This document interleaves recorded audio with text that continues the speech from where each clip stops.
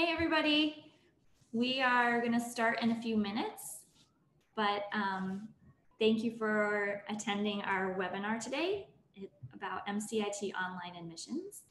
And we'll do introductions in a few minutes, but if you would like, with the chat tool, let us know where you're calling in from, and we will, we like seeing that. We like seeing where everybody's coming from. So there's a chat tool. It's called Chat, I believe, and let's see if we can see it here on the screen too. Maybe not. Last time we had people from... We had a lot of people from Philadelphia. Yes. Which is great. Yeah. We had some people from, I remember, from South Korea, and we had some people from, a lot of people from California. Mm-hmm. Yeah. Yeah, all over the place. New Jersey. Here we go. Now it's boring New Jersey, yeah. I believe was what they said. All right, so we have Alabama, there you go, Philadelphia. Seattle. Very good. Yeah, that's better. Yeah, that works. Okay. Now we're just deciding where to put our chat tool here. Long Island, Oklahoma. University City. Yeah. It's the beauty of technology.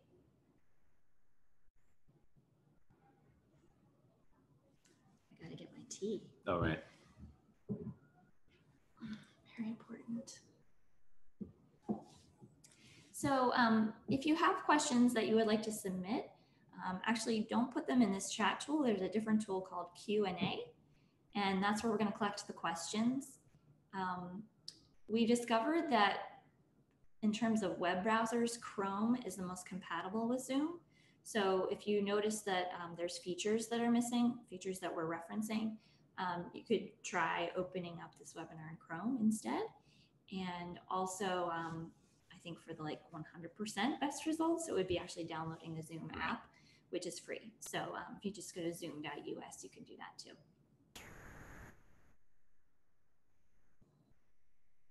We have Chicago in the house. Mm-hmm. MD is Maryland. Okay.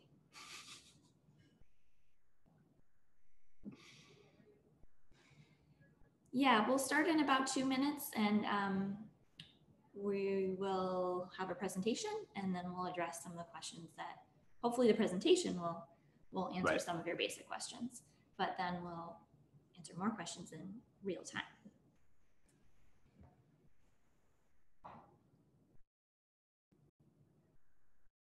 And it's the first day of new students on Penn's campus today, so hopefully you won't hear, hopefully the marching band won't walk by. Again. But if that happens, then that's why. It's very festive here today. It is. It's noisy compared to usual. Yeah, it's a bit of an adjustment from the quiet summer.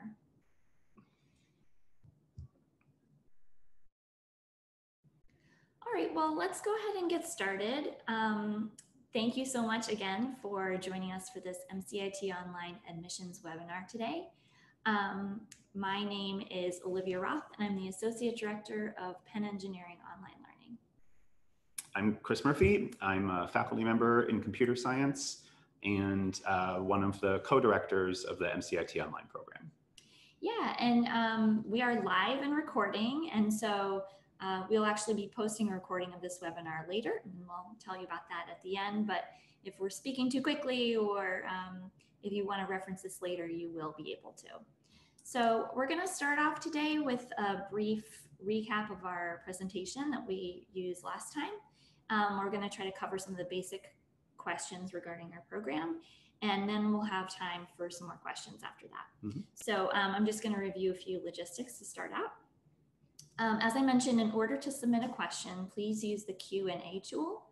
And what's cool about it is that you can, there's like a like function, so you can like questions that you would like to be answered, and that bumps them up in popularity. Like I said, if you're finding that some of this functionality isn't showing up for you, you could try downloading the Zoom app or using Chrome instead of some other browsers. If you're calling in, welcome. We currently don't have a way for you to submit questions during the webinar, but at the end, we will talk about some alternatives for afterwards. So let's see what we're gonna do. Yeah, we're gonna get started. And like I said, feel free to ask questions while we're talking. But yeah. There we go. Yeah. Nope, there we go. Yeah, we're gonna just advance our slides. There we go. Like that. Hooray! Okay. Like I said, I'm Chris Murphy. I'm one of the faculty co-directors of MCIT Online. MCIT has been on campus for 17 years. It grew out of sort of the increase in demand for computer science education during the .com era. And since then, the program has been incredibly successful. It's like the number 2 or number 3 in terms of the number of applications for our master's programs within the School of Engineering. We have had our alumni go on to great careers in computing. And we have this really strong alumni network that we're very proud of. When I started working here at Penn 8 years ago, I had heard about MCIT and I was like, what kind of jobs can these students get? You know, they come into the program without any prior computer science background, yet they get the same types of jobs as the traditional master's students, the students who have an undergraduate degree and then a master's in computer science. They get up to speed very, very quickly. And within 1 year, they're taking the same electives as the students with the traditional master's. So over the past 2 years, we've started planning an online version of this degree, and we're very excited to now be able to offer this program online. As you probably know, the first cohort will start in January, and then we'll be bringing more students into the program. And you know, the program really affects people's lives. It has a great impact on people's lives, and we're excited to make that available to more students, not just the ones who can come to Philadelphia and take time off from their jobs, but a broader audience as well. Yeah, absolutely. And it's really neat because the degree that's earned by the online students will be the exact same degree that the on-campus students earn. So the diploma is exactly the same from University of Pennsylvania. Yep, the transcript's the same. There's no mention of anything online. That's right. All right, next slide. Wrong direction. One moment. Okay, here we go. So this is me. So the curriculum. So the MCIT curriculum consists of 10 courses. Everything is online, so the entire program is 100% online. There are no mandatory on-campus activities. And the core courses, as you can see, they're kind of divided into 3 tracks, I suppose, or 3 areas of focus. So the first one are programming and data structures. CIT 591, which is the first course that you would take when you enter MCIT Online, is an introduction to software development. I wouldn't say it's an introduction to computer science or an introduction to programming, because it really does focus on the tools and processes that you need as developing software. That course uses Java as the programming language, but you would see, you know, testing tools, collaboration tools, source control, you know, all of these best practices from industry. That class is followed by CIT 594, Data Structures and Software Design, which is also in Java, covers, you know, different ways of organizing data, some analysis of how that's done, and then more software engineering best practices around software design. So that's one track. The second track, or the sequence, is the theory and algorithms. So it's important, I think, to know that MCIT is preparing you to be a computer scientist, not a programmer. So programming is part of computer science, but we're also teaching you all of the different areas of computer science, including theory and algorithms. So 592 is sort of a discrete math, elementary probability and statistics.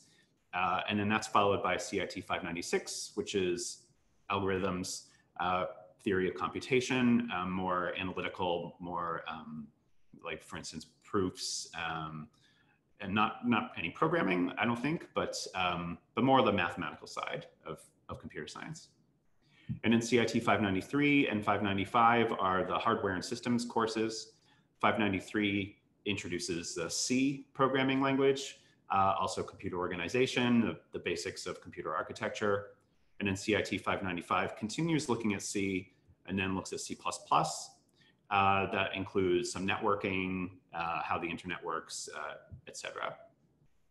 Sometimes we get questions about like, well, are we teaching Python? Are we teaching R or C# or anything like that? And what we say is we're teaching Java, C, C++, but we're also teaching you how to learn other programming languages. So maybe we don't directly teach Python or Go or Rust or something, but you will definitely be able to pick that up based on what you learn through those core courses. After the core courses, then you would have 4 electives. The electives are still being worked out exactly what those will be, but broadly speaking, they will be industry focused, they will be career focused, applied, applicable to many of the students, all the students in the program, and generally in machine learning, in artificial intelligence, data science, and in computing systems. Just look at some notes. So a couple of questions that came up in our last webinar.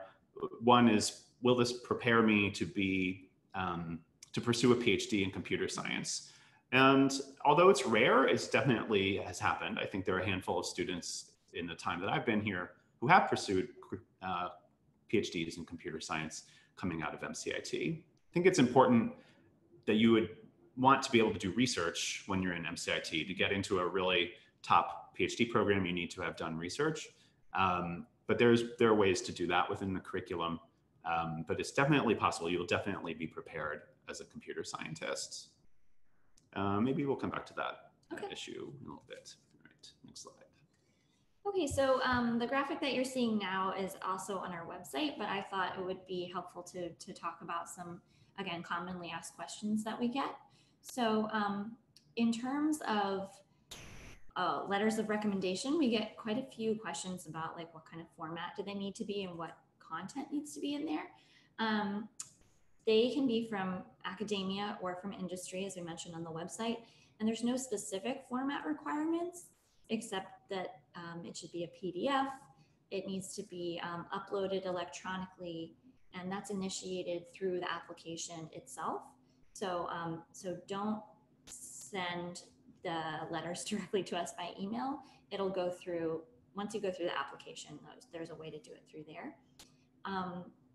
We also prefer it on letterhead, maybe around 1,000 words, that sort of thing. Basically, we're looking for anyone who can help to demonstrate that you would succeed in a rigorous quantitative academic program. And we are actually going to write up a new FAQ to add to our FAQ database about this because it seems like such a popular question.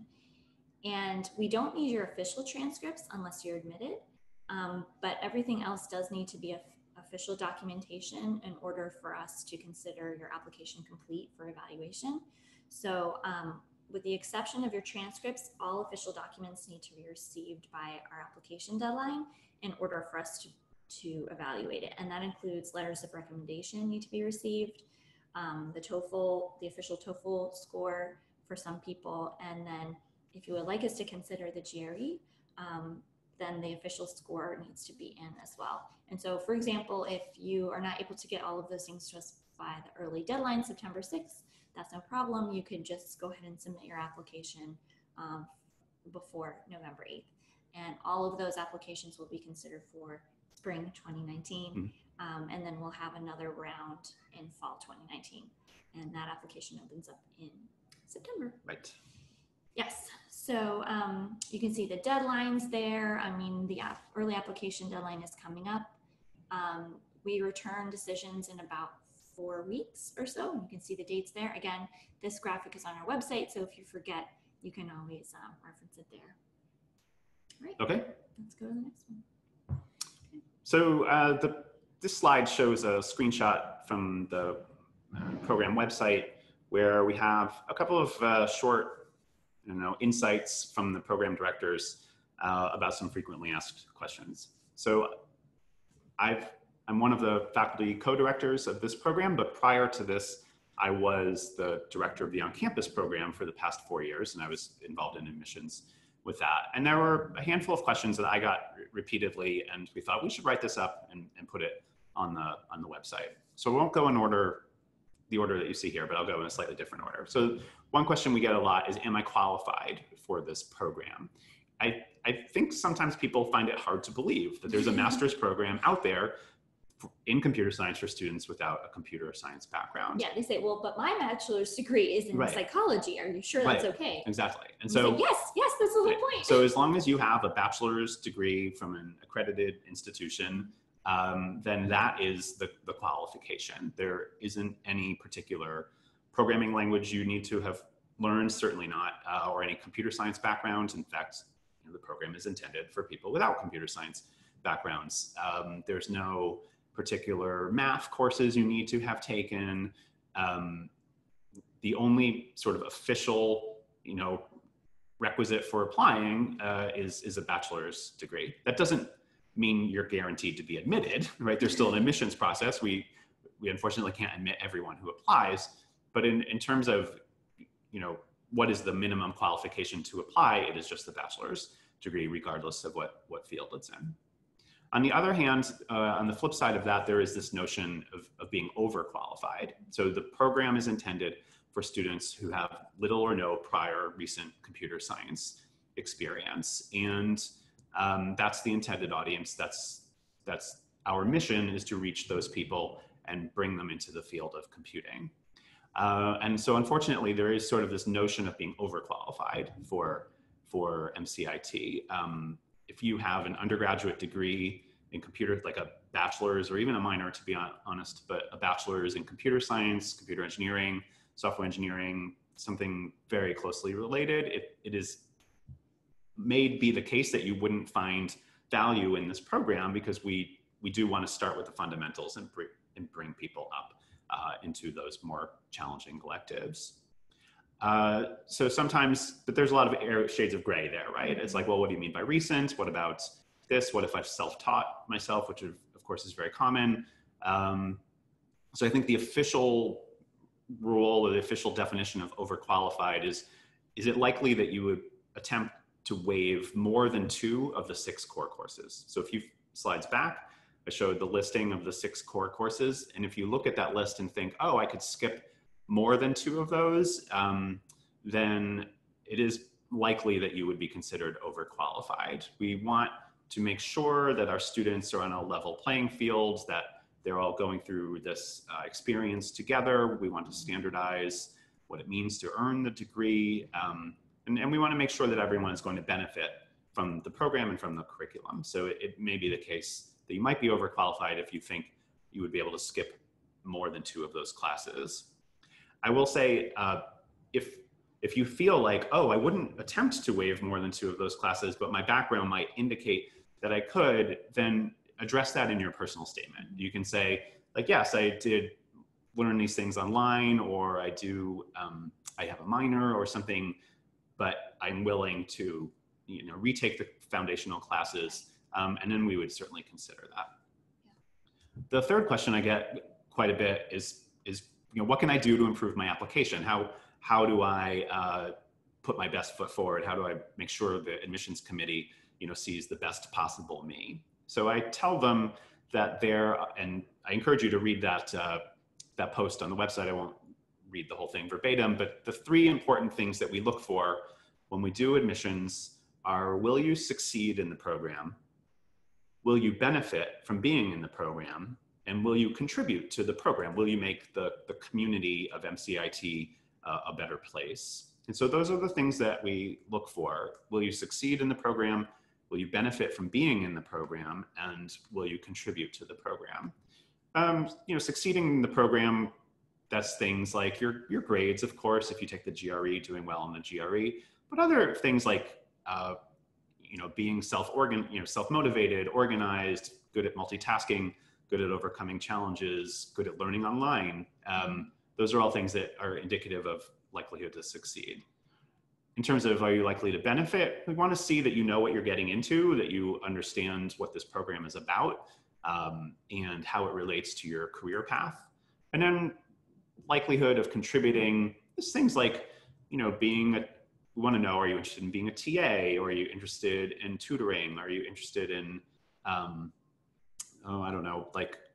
yeah, being an active part of the alumni community. So we want to make sure that it's not just I watch the videos, I take the courses, I get my degree, and you never hear from me again. Like, we want to build this family of MCIT, including the people online. Yeah, yeah, and we get the question, how many people are we going to admit? And basically, we have to wait and see how many applications we get. We don't want to admit too few because we want to have that community feel, Right. but not so many that it's overwhelming and people can't know each other. Yeah, absolutely. I wouldn't think that we're going to try to have a huge, incoming class where people don't know each other. We want it to feel like the people who are in your class, you just are not physically co-located with them. That's the goal. Right. And we often get specific questions about, like, okay, given my particular background and expertise, what do you think? Do you think I'm overqualified or underqualified? And we can't really respond to every person's specific situation just due to the volume that we receive. But again, these posts that we've added to our website are what we can offer, and they're pretty substantial, I think. Cool. Yeah. All right.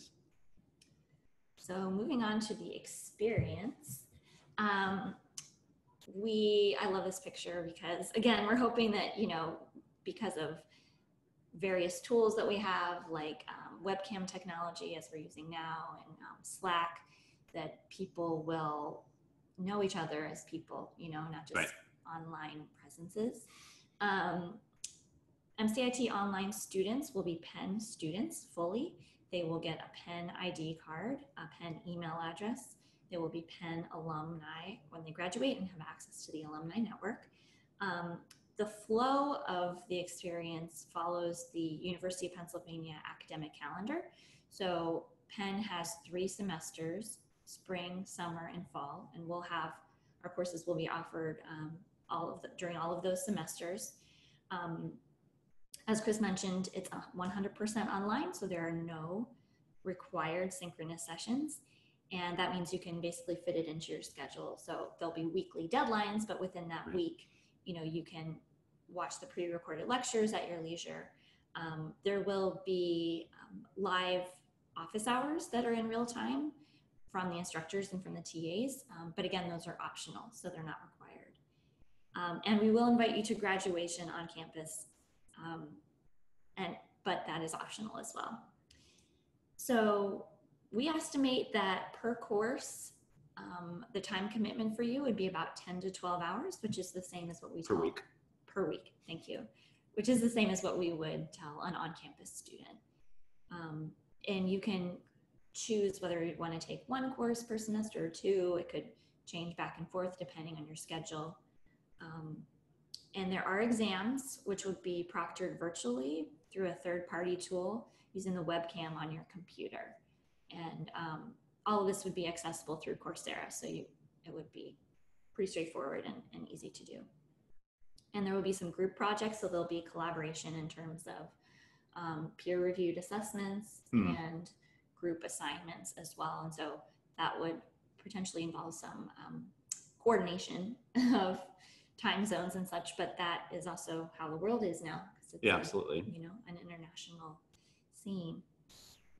In terms of services, we have, Penn is kind of, I think, known for its robust student services, and you would have access to some of those same services, including career services, which has, like resume review and interviewing tips. The website itself is impressive. But then in addition, we'll be working with them to try to make sure that they offer, nearly all of the same benefits to our online students. So because it's 100% online, we do not offer visas to international students. So that's some of the questions we get from international students. Can we sponsor a visa? Will there be any OPT or CPT? And the answer is no, since it is completely online. Do you want to talk about the collaboration thing, since it seems to be coming up on a Q&A? So, and I've actually we can leave it on the slide. Okay. I've started to get that question a lot. Also, it's like, what is the nature of collaboration and group work? So I hadn't actually thought of peer graded assessments, even though I'm a big advocate of it, but I hadn't actually thought of it. So peer graded assessment is good for something that's maybe subjective, or where there's perhaps multiple possible ways of approaching a solution. And we as the instructors want the students to see, like, how did other people approach this solution? And a lot of, research indicates that like the quality of the feedback that you get from your peers is, just as good as it is from the TAs. There's always a fear like bad habits propagate, but this doesn't seem to happen in practice. So I can imagine that there will be not a lot, but a handful of peer graded assignments in the courses that go to building community, right? Now you see like, oh, other people are struggling the same way I am, or I'm, getting it the same, I'm understanding things the same way other people are. So then there's sort of the planned activities, which may be like a recitation. So recitation is just extra, face time with the instructor or a member of the instruction staff. That could be something where a TA is presenting, like walking through how to solve a problem. And then you as the student can participate in a video chat, for instance, ask questions, get answers to it. And that's sort of a collaboration mechanism where you're collaborating, of course, with the TA and the other students. Then there will be group projects. So certainly in the course, I'll be doing 594, which is the data structures and software design. So we'll have group projects in there. It'll be kind of a distributed software project. The project is just, the software is distributed, the project is distributed, not software. Regardless, but the idea is, like you said, this is the way the world is working. You have these software development teams on the East Coast and West Coast and in Europe and in Australia, and that's how it is. So so there will be sort of that asynchronous collaboration as well. And then I know that some of the instructors will perhaps have things like pair programming. Pair programming is where two people sit like you and I are right now, and I'm programming and you say, oh, wait, you just made a mistake there. And then I say, oh, I fix it. And then I'm like, I'm not sure how to handle this part. And you say, oh, wait, I'll do it. And then you take the computer and you start typing. And if things like, well, you might think like, well, isn't that slowing you down? Wouldn't it be faster for the two of you to do it separately? But actually, no, like it increases the quality because you have two pairs of eyes looking at the code. So that's another, way of collaborating during the courses. And another question I've been getting a lot lately is like, what's the sense of community between the students in the program? The MCIT program, as I mentioned, we do have a strong alumni community. It's a challenging program. It's hard to sort of go start over in a field that you don't have any experience with. It's very rigorous. It moves very quickly.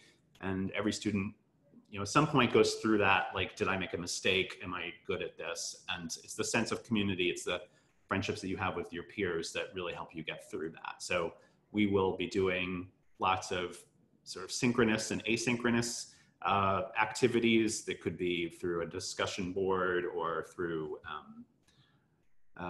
like having recorded sessions.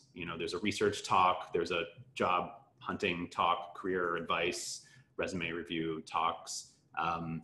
Those could be synchronous or asynchronous. There could be sort of the virtual hangout room on campus. There's a particular space where MCIT students tend to hang out. So something like that online. So through Zoom, a tool like Zoom, for instance, to see who's available.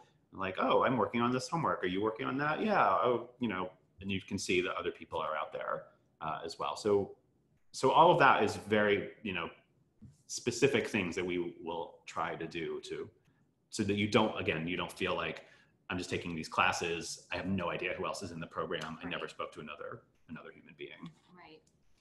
Yeah, and so in terms of the pacing, this is one sample of how a person could pace themselves in our first group that's coming in the spring. We're rolling out 2 courses initially each semester, but then the next group starting in the fall would have access to basically every course every semester from then on, including the summer. So you could go part-time initially. It won't be available full-time status won't be available until the fall because, like I said, we're rolling out only 2 classes at a time, and full-time is considered 3 to 4 classes.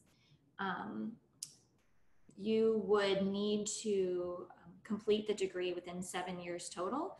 But again, I think, as I mentioned before, there's flexibility if you want to take 1 course in the spring and 0 in the summer, and then 2 in the fall, etc. So whatever works for you. If you need to take a leave of absence for a semester, that's fine. Like, you know, we just work with you on that. So I'm going to speed up a little bit so we have time to get to some of our other questions. And I should say that the slide I was on previously, there's a PDF on our website that links to that information and other course, like sample courses, because that also answers the question of how long will this program take, right? So it depends how many classes you take each semester. If you took 2 classes each semester, which is the maximum that you could do starting in the spring, you would finish in a year and a half. Yeah, essentially. And then if you took 1 class each semester, including the summer, you would finish in 3 1/3 years. So you can kind of, there's 10 classes, you know how many semesters we have, so you could kind of do the math and see how long it would take you. And so it's probably worth mentioning, because I know a master's degree and many other areas of study and even institutions in computer science requires a thesis. There's no thesis, it's just the 10 courses, and then that's it. Yeah. There's also no required sort of internship or co-op. I'm sure that we'll talk about that later. There's certainly the opportunities to do that, I'm sure. You're encouraged to do that, but it's not part of the curriculum like at other institutions. Right. So it is just the 10 courses. Yeah. And I mean, actually on-campus students in terms of internships will pursue them on their own, but then they can consult career services for support, basically, with the essentials. So this slide is about tuition and fees, and we get the question sometimes, is $25,000 per year or total? And it really is total, $25,000 total for the tuition for the 10 courses. And then there's $1,300 in fees. So the grand total amount that you would spend is $26,300.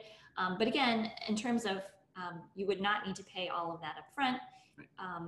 You would pay per course. So if you're taking 1 course, you know, here's the breakdown of how much you would pay that semester, 2 courses, etc. So it's paid on a semesterly basis.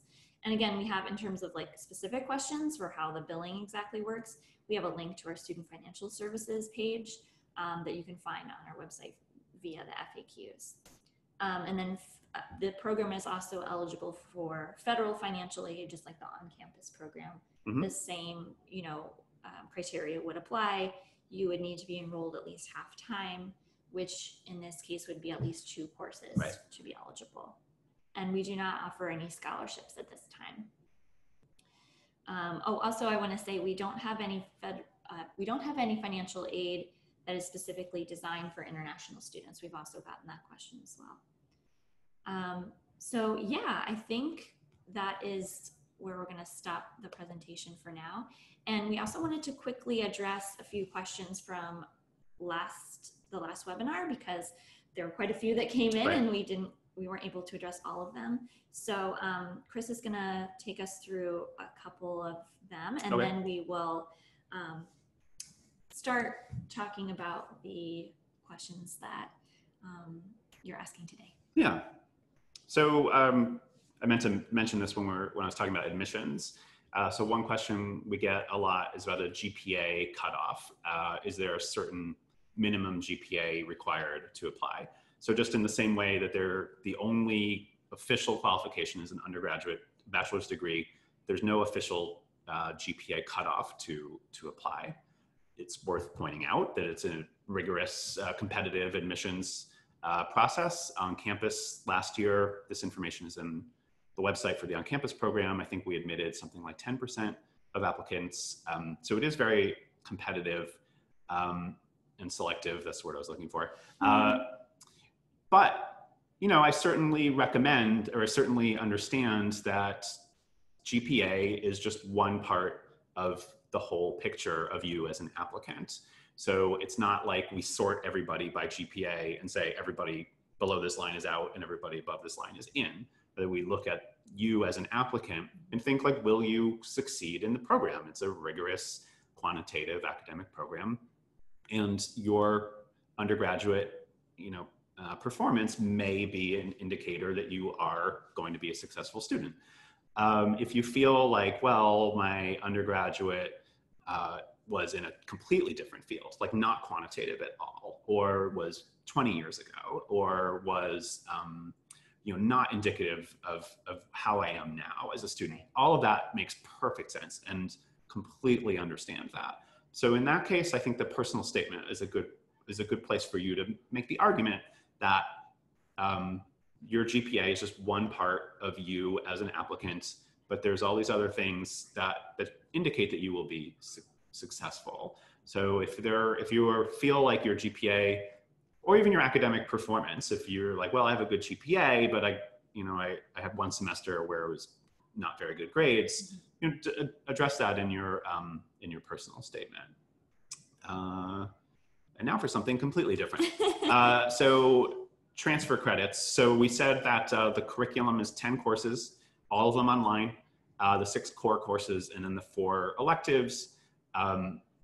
But the School of Engineering does allow students to transfer up to 2 credits that were earned in a previous institution that you can count towards your degree. Yeah, I'll just clarify, up to 2 courses.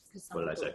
2 credits, just because. Oh, okay, Penn right. uses Oh, yeah, one right. credit per- Right. Yeah. So it's pretty straightforward. There's a form you fill out and someone approves it and so on. I guess the 2 things to keep in mind are they have to have been considered graduate courses at the institution where you took them. So you wouldn't be able to, if you took a freshman intro to computer science, you wouldn't be able to apply that for transfer credit. The other thing is it has to map towards one of the courses in our curriculum, even if it's not an online course that we offer, but if it's something we offer on campus so we can give you credit for. But if it doesn't quite match, but it seems like realistically is a course that we as a computer science department should be offering. So for instance, HCI, Human Computer Interaction, we don't have an HCI course on campus, but you can make the argument that, a computer science department should, I suppose.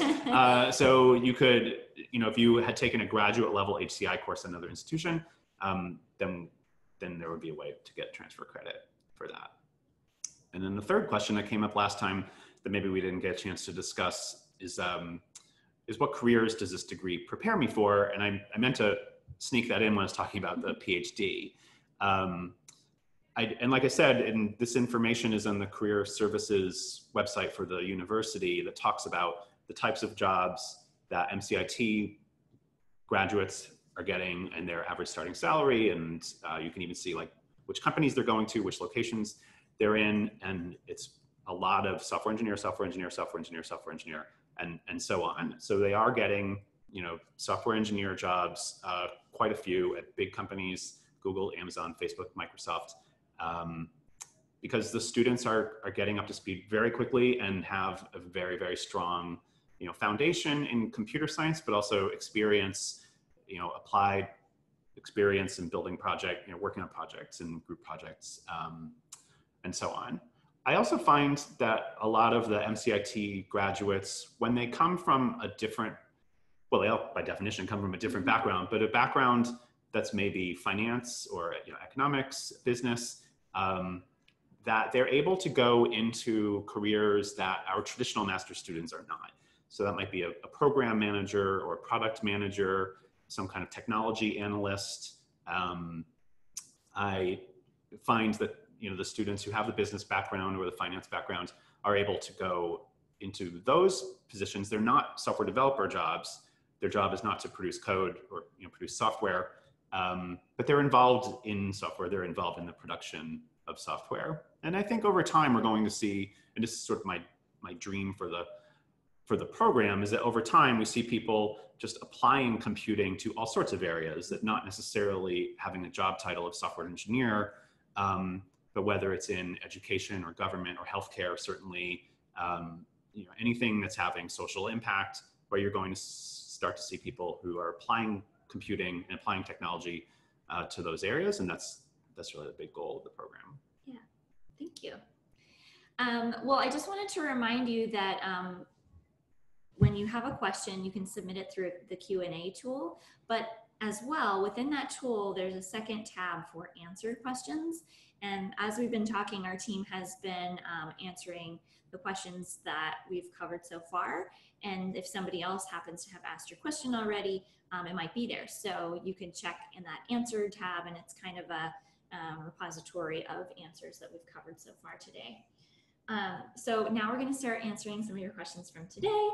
And we're just going to take a look real quick and see which ones we want to start off with.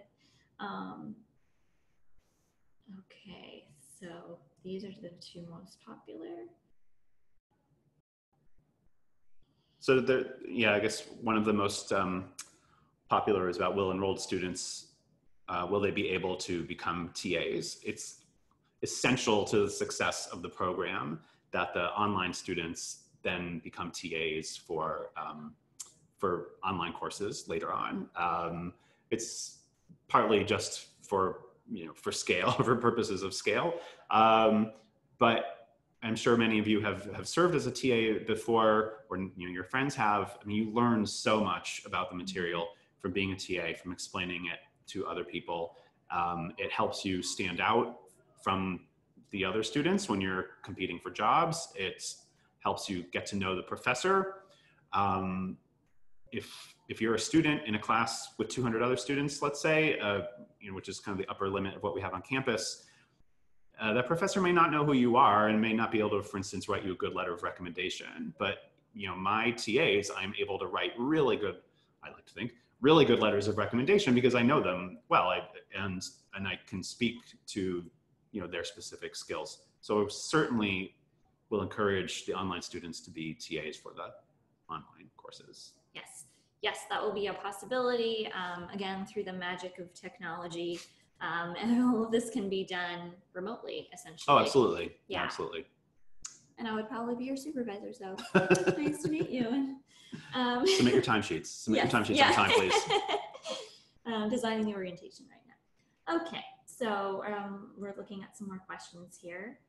And so I can answer a couple of these. So one of them will online students receive a real UPenn ID? Yes. Yeah, I knew you can answer that one. So it's absolutely, real. It's real. We'll send it to you in the mail. Yep. So you are a student. You are a student for everything, that entails. What other things? You won't be able to walk to the gym, probably if you're not in Philadelphia. Yeah. But if you are, then you can, pay additional fees for some additional services, which is similar to how it is on campus, honestly. Yeah. So there's a question, is number 7. Will MCIT online students have direct access and contact with professors just like on-campus students?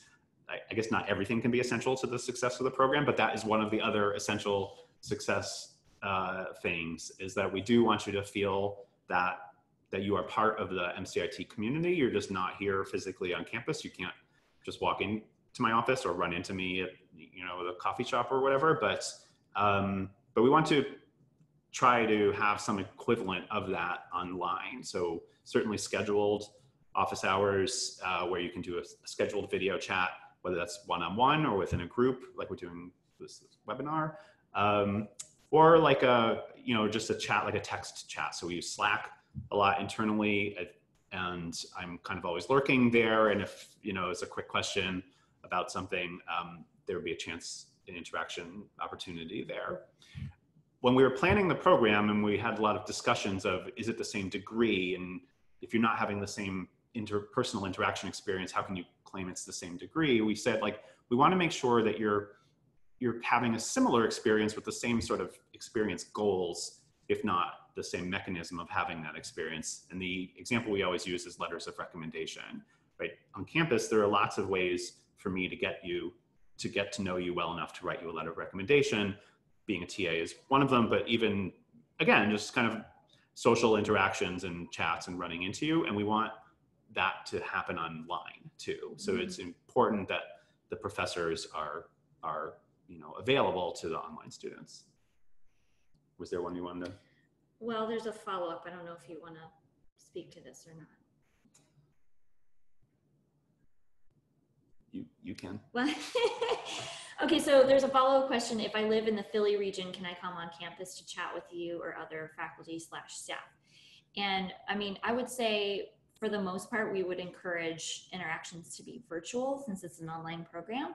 And that is one of the distinctions between we have on campus students who are paying a premium to hang out on campus. That being said, I think it would be really fun to schedule occasional meetups for people in the area. So we can have a party or I don't even know, something fun where we can get together in person. And actually our idea is to schedule that kind of thing for other cities as well. Really like, hey, everybody in the Dallas area, you know, like here's a way you can get together and meet each other in person. So hopefully that answers that question. Yeah, I think we do want to, for that kind of social interaction, to get to know you, like advising, that sort of thing. I think if you were, I mean, probably because of people's schedules, doing it virtually, doing it online might be best. But if you're in the Philadelphia area, then I would be happy to meet with people, you know, in person if we're going to have the same conversation as we would, you know, over Zoom. Right. So that could be on a case-by-case basis based on the instructor. There's the one about, it looks like a question about letters of recommendation, who are good sources, et cetera. And we were just talking about this morning. And in fact, this wasn't the question, but like, is it better to have an academic letter of recommendation, given that your undergraduate degree may have been a very long time ago, or is it okay if it's from industry? And, you know, the answer is we want the best letter of recommendation possible. So if that's from academia, a professor who knew you well, then terrific. If that's your current supervisor, that's great too. And you mentioned this in passing, we want to know, will you succeed in a rigorous quantitative academic program? So whoever is best able to assess that and convince us, that's who you should have write the letters of recommendation. And so we're more interested in really the content of the letter than the author of the letter. So I think that the better that person, it's clear, you know, what's a good letter of recommendation? A good letter of recommendation makes it clear that the letter writer knows who you are, knows why you're doing this, has actually spoken to you about it. And can write a good letter, or sorry, a long letter, because it takes time to write a long letter. And so if they write a long letter, like 1,000 words, like 2 pages, single spaced or so, that means they care enough about you to take the time to do that. If it's, you know, 3 paragraphs, 200 words, then maybe that's not a great letter because it shows that they didn't take the time to write. So those are the things we look for the letters of recommendation. Yeah, and I would say just as a follow-up to that, make sure the letters are related to this program. So like, don't just reuse them from another application. Change the name of the university to at least say University of Pennsylvania. Right. That's like rule number 1. Instead of Penn State. I could speak to 11. Okay, cool. I'll do 12 after you do 11. Okay, great. So question 11 on our screen is, can you speak to how the program is accredited? And the University of Pennsylvania is a graduate institution, is accredited by Middle States, which is, you know, the main one of the main ones. And so what I think many people are like really asking when they ask this question underneath that is, you know, because this is online, is it a legitimate degree? Will it be recognized as a legitimate degree by employers and by if I want to do further schooling? Sure. And the answer is 100% it is a legitimate degree. As I mentioned earlier, it is the diploma is identical to the ones that our on-campus students receive. There's no mention of online. It's from University of Pennsylvania, not Coursera. That's right. Coursera is just the platform that's hosting the courses. And I might have lost my train of thought. The transcript stays the same as the on-campus. Diploma is the same as on-campus. Yeah. Oh, and the MCIT. So, thank you. Now I remember. So it's its own unique credential, which is also interesting. Oh yeah, right. But it does have an established reputation because it's been on our campus for 17 years. So it's not called a Master of Computer Science. It's not a MS degree. It's an MCIT degree, which is, unique. But that's partially because it is a rare thing to find a graduate program that will bring someone up to speed. So it contains a lot of that computer science basics that you would find in a computer science master's degree. But in addition, that accelerated content to bring you up to speed. Yeah, absolutely. So I thought you were going to say is this came up last time, not asked, but I'll answer anyway, is like, what do potential employers think about MCIT online? Will they give it the same weight as they would the on-campus one? Well, since the program hasn't have any students yet, it's hard to answer that question. But the two data points that we have are the reputation. I believe the reputation of MCIT among employers is very strong, and the success of your predecessors speaks to the likely success that you would have if you were admitted to this program. So I do think that MCIT as a name brand is very well respected among employers. And I also think that online degrees are respected among employers, right? So there are other institutions, of course, that have online masters in computer science, and those institutions and those degrees have good reputations, and I don't see why we wouldn't. I don't want to jinx it.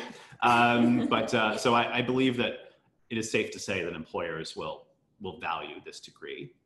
I agree. I think that there has been in the past some stigma towards online degrees, but this is not like a diploma mill or something. I mean, this is, right. It's from Penn. It's from our institution. And we'll still, we talked about a little bit about how many students will we admit in the admissions process. We'll still have a selective admissions process. The people who are admitted into the program will be good, top people who are going to go and have good top careers, great careers, and will reflect well on the program. It's not like we're going to just admit everyone whose check clears, right? There will be a rigorous and selective admissions process, and I don't worry about, for instance, diluting the value of the degree if tens of thousands of people earn it every year. That's absolutely not what we're going to be doing. Yeah, it just gives access to more people. So we're excited about that. Do you want to answer 14? Because that's a good. Yeah, sure. Question. It says, when will I be notified of a decision? So I'm going to ask our team to paste a link to our website, which has deadline dates for when you would receive admissions decisions. Basically, if you submit your application and it's complete by the early deadline, you would receive your decision in about 4 weeks from then. And same for the regular deadline in November, you would receive it in early December. The exact dates are on the website. And also, can I defer until next fall? And the answer is yes. There's an FAQ on our website about that. I'll ask my team to paste that one as well. And yes, it's fine to defer to the fall. So then I'll take number 12. So can you speak more about the computational thinking pre-course that will start in the fall?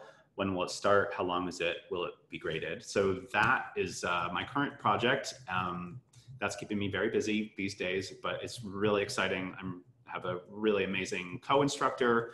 We have this great course. There's these great case studies that I'm really excited about that we're going to highlight throughout the course. So that course on computational thinking is an introduction for everybody. It doesn't assume really anything certainly about computer science. It's an introduction to just the way of thinking about computing and the way of thinking like a computer scientist, even if you're not a computer scientist, and applying ideas from computer science to sort of everyday problem solving. It builds up from a way of thinking to the application of that process, which is Python programming. There's a line in the video which I like where I say, I forget now what it is, but it's something to the effect of, we're not so much teaching you Python as exposing you to Python. So you will write some Python programs, you will see some Python, you will work with Python code. it would be disingenuous to say that we're actually teaching you Python. But you will, be able to write some Python programs when it's done. That is planned for launch in mid-October. I don't know the exact date, but sometime in middle of October. It'll be on Coursera. So what Coursera would say is a 4-week course. And what that means is, it's a self-paced, which means you could binge the whole thing in a weekend if you care to. But I think like each quote unquote week is maybe 90 minutes of video and maybe like something like 10 or 15 multiple choice questions to make sure you understood what's going on. And then a couple of assignments. Some are peer graded, some are automatically graded. How does that relate to the admissions process?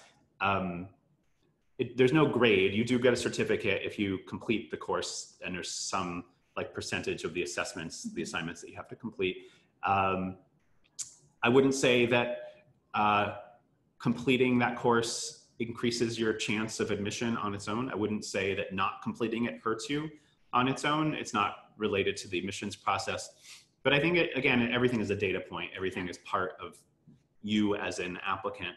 And I think to be able to show that you have completed that course and earned the certificate shows, that you're interested in the topic, that you are self-motivated, that you pushed yourself to complete it, that you can learn online, and that you have some aptitude for it. And so I encourage you to take that course. It's open in that there is no admissions process. There is a fee for it, but there's no admissions criteria, so anybody can take it. And then in the admissions process, do they indicate that they've taken it in the application? Yeah, there's a place in the application where we ask whether you have taken any pen courses on Coursera, and you can link your virtual certificate to the application, so we can take it into consideration. Oh, right. Yeah. So to be extra clear, the course that Chris is talking about, the 4-week course, is not for credit. Right. It's a non-credit course that anyone on Coursera can take, whereas the MCIT online degree program is, only available to the students who are admitted into the program, just hosted on Coursera. Yeah. And so right now, if you look on Coursera, you will not find this mysterious computational thinking course yet. We are hoping that you will be able to start registering for that soon. But if you're interested in being one of the first ones to sign up, you can go to Coursera's site. We have an MCIT page on Coursera.org, and I'll ask my team to post a link to that. We'll also have it on a slide here in the next minute or two. And they have a mailing list, essentially, like a request more info. And that's the best way in general to be in touch with us in terms of finding out about even future webinar announcements and receiving a recording of this webinar. And there will be an announcement when the computational thinking CT course, as we like to call it, goes live for registration. Okay, let me see if I those last three. Yes. I can. Do you want me to do it, or you do it? Either. Okay. I kind of want to do this. Oh, you do that one. Yeah. Okay, so it says, can students start part-time and then go full-time for the next semester? Just to reiterate, the very first cohort of MCIT online students will only have part-time as an option because we will only have 2 courses available each semester. But moving forward from that, starting in the fall and forever after, yes, you can easily decide to take 2 courses one semester and 4 the next, or then 1 and then 0 and then 3. So yes, you may go back and forth between part-time and full-time. And kind of related to that is the next question, which is, do you have to attend the courses live, or can I attend them on my own schedule? So there's no mandatory synchronous activities. So that's a great question, because I know this, for instance, at Penn, the School of Education has online courses where it's kind of like this, like the instructor is talking to the camera and everyone's watching, and it's synchronous. For us, we're kind of reconstructing all of the courses for online. There'll be short videos, and you can watch the videos at your leisure, and you don't have to worry about the courses being offered at a specific time. And then the last question, which is a good one, I'm surprised actually we haven't gotten it more, is can we connect with recent MCIT graduates? I think that's a terrific idea. I would love to make that happen. afraid of overwhelming, and just based on the amount of interest we've had in the program, I'm afraid of overwhelming anyone. But I think we can try to figure out a way to do either through a webinar or a FAQ or something. I know there are some students who would love to do that. I'm just hesitant to like start giving out people's email addresses. But I think that's a great idea. I think that's something we should start looking into. We will pursue that. All right. And so just to follow up, if you want more MCIT online, before you email us and you have questions, we always suggest pointing to our comprehensive FAQ database on our website. It's searchable, and we are constantly reviewing questions and adding more FAQs and refining the questions that come in. So it's getting pretty robust. That being said, if you check the website and you legitimately cannot find the answer, please email us at online-learning@SEAS. We'll try to get back to you within a few days and do our best to answer your questions. As I mentioned, if you would prefer not to start this spring, we will have spring and fall cohorts moving forward. So the application for fall 2019 opens on September 15th. And that'll just be a drop-down menu from the same application that you'll find right now that's live. Chris spoke to our 4-week computational thinking course that we're really super excited about. Just as a spoiler alert, there is puppy footage. There are puppies. Yes. It's good. And if you would like to receive, notifications about when that goes live for registration, please sign up on the mailing list on Coursera's website, which has the URL right there. So we will, again, post a recording of this webinar on our website. We'll have basically an archive on YouTube of all of these beauteous, lovely recordings, and you can share them with your friends or just watch them on a Friday night just for fun. Yeah, don't do that. But we really enjoyed chatting with you today, and I would say until next time, thanks for tuning in. Thanks. Bye. Bye.